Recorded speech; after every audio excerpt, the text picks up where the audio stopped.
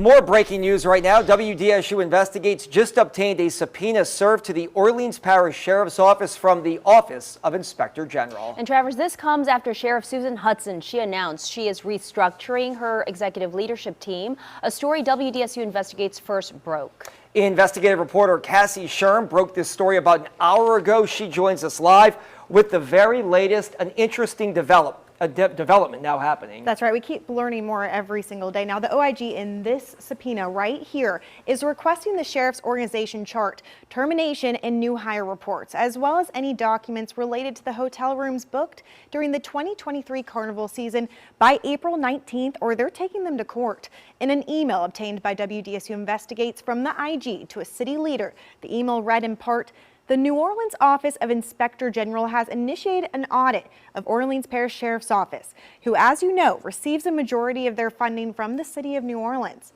The OIG requested information to facilitate our audit on 1/20 of 23, 1/30 of 2023, and again on 3/10 of 2023, and have yet to receive this vast majority of documentation requested.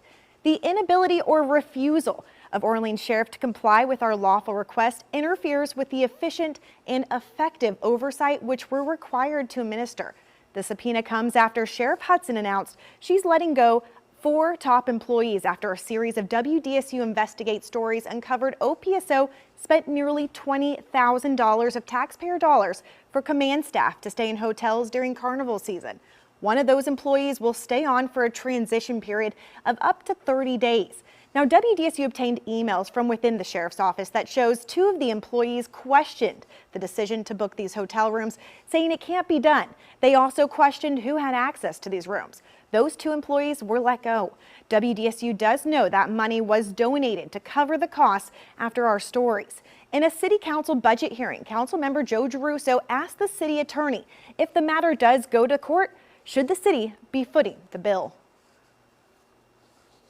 The city of New Orleans who has to fund that litigation if there's a fight, and I see you shaking your head. I agree. Right.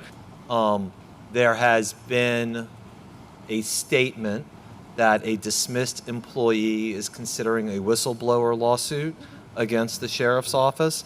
Similarly, at least my position is the city of New Orleans should not have to fund that litigation either. I agree. Now, OPSO just sent us a statement saying, quote, "Sheriff Hudson is committed to following all state and federal laws and will provide responses to any subpoenaed documents in a timely manner." Now, in an email from the OIG to a city official, he expresses that if OPSO denies their lawful request by April 19th, it will cost the city $50,000 to take the sheriff's office to court to get the information that's needed. So, Cassie, let me ask you this. Ed Michel is the Inspector General. That's right. Has he had to take any other departments to court before? Only one other one, which is OPCD, and that happened in 2019. Now, it went all the way to the Fourth Court of Appeals, where the OIG's office ended up winning, but it did cost the city around $50,000. So we will continue to be following the story. Yeah, interesting when you have to sue for what appears to be public records. Correct. Yeah. All right, Cassie, thank you. All right, keep us posted. And Cassie, thank you for that. For more on this breaking news story, you can head over right now to WDSU.com or our free WDSU mobile app. Tonight.